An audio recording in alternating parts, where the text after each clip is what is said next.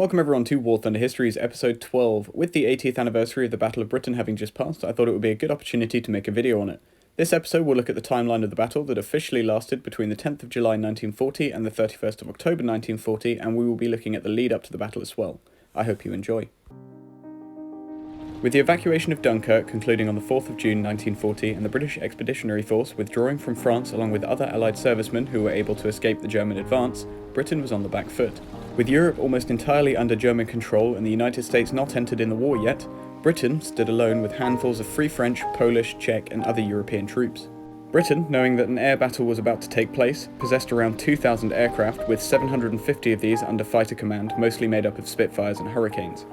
The Luftwaffe, on the other hand, possessed around 2,500 combat aircraft, with the bulk being Heinkel HE-111s, Dornier DO-17s, Junkers Ju-87s for bombing, and the Messerschmitt Bf-109 and Bf-110 fighters. With only 750 aircraft to fight off 2,500 German aircraft, Britain had the odds stacked against her. On the 4th of June 1940, Prime Minister Winston Churchill made his historic speech. "We shall go on to the end. We shall fight in France. We shall fight on the seas and oceans. We shall fight with growing confidence and growing strength in the air. We shall defend our island, whatever the cost may be. We shall fight on the beaches. We shall fight on the landing grounds. We shall fight in the fields and in the streets. We shall fight in the hills. We shall never surrender." Then again, on the 18th of June, Prime Minister Winston Churchill gave his speech to Parliament saying, "The Battle of France is over. I expect the Battle of Britain is about to begin." On the 22nd of June 1940, France falls to German control. Then on the 1st of July 1940, the Channel Islands, Jersey and Guernsey, fall to German control as well, leaving only mainland Britain as the final hurdle for the German advance. On the 10th of July 1940, the Luftwaffe begins to attack British shipping in the English Channel for the first time, along with probing attacks into Britain. This is considered by many as the start of the first phase. The 10th of July is officially considered the start of the battle by the British. These attacks continue on to the 16th of July 1940, when plans for the invasion of Britain, Operation Sea Lion, begin to be put into action. Hitler orders the Luftwaffe to gain air superiority over Britain. This can be considered the start of the second phase. With attacks of British shipping intensifying from the 16th of July, the Luftwaffe begin to attack RAF coastal airfields along with naval bases and ports such as Portsmouth in southern England. Between the 12th and 15th of August, the Luftwaffe, realising the British had been using radar to detect incoming raids, begin to attack coastal radar stations. Radar allowed the British to detect incoming raids before they'd even crossed the channel, allowing them to scramble aircraft within 4 minutes and intercept within 16 minutes. Although the Germans were able to disable radar stations, they were usually only out of action for around 10 to 15 hours, with the Isle of Wight only losing radar coverage for 10 days.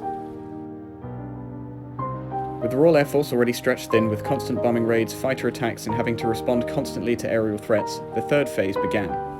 From the 13th of August 1940, the Luftwaffe had begun bombing RAF airfields and aircraft factories more intensively, and then on the 15th of August, the RAF referred to this day as the greatest day, with the heaviest fighting of the battle so far.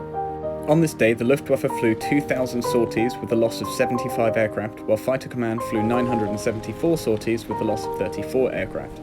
It is worth mentioning that during the Battle of Britain, the main workhorse of Fighter Command was not the Spitfire like is commonly believed, but in fact the Hurricane. The Hawker Hurricane was able to land, rearm and refuel in around 10 minutes if I remember correctly, whereas the Supermarine Spitfire took around 26 minutes to do all the same. The Hurricane outnumbered Spitfires with a ratio of 2 to 1 throughout the battle. Prime Minister Winston Churchill, upon a visit to RAF Uxbridge, spoke of the few.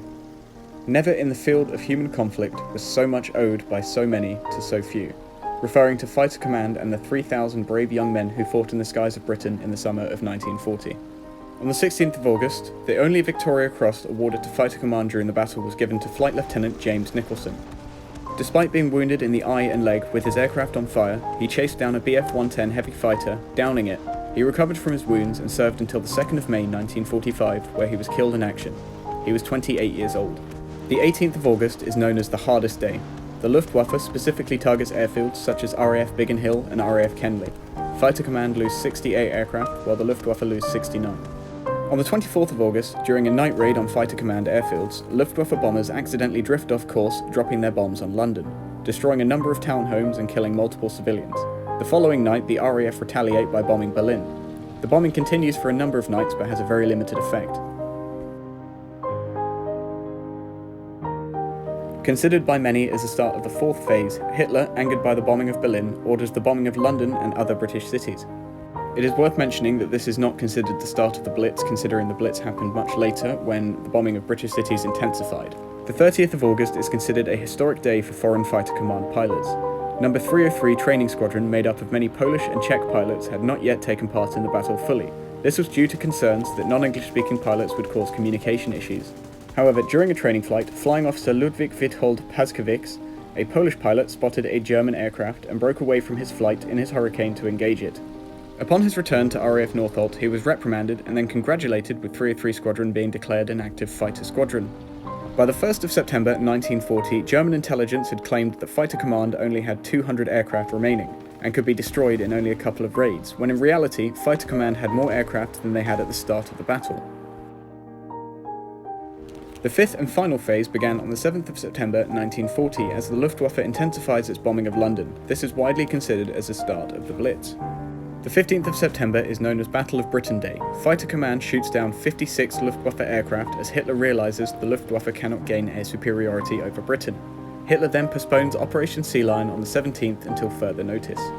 Between the 18th of September and 30th of October 1940, the Luftwaffe slowed down their air attacks on Britain, and then on the 31st of October, the final daylight raid over Britain happens. Although raids on London continued consistently into 1941, the 31st of October is regarded by Britain as the end of the Battle of Britain. The battle lasted a long 3 months and 3 weeks. Around 3,000 pilots flew for Fighter Command from 13 different nations, including Poland, Canada, the United States, Czechoslovakia, and more. Their average age was 20 years old. These 3,000 young men are known as the Few. New pilots would receive only 2 weeks of training, with only around 10 hours of flight time before they were sent into combat. RAF pilots had a life expectancy of 4 weeks, which would go up substantially if they survived that initial 4 weeks. In total, the Royal Air Force and Royal Navy lost 1,744 aircraft, with 544 RAF Fighter Command pilots being killed during the Battle of Britain.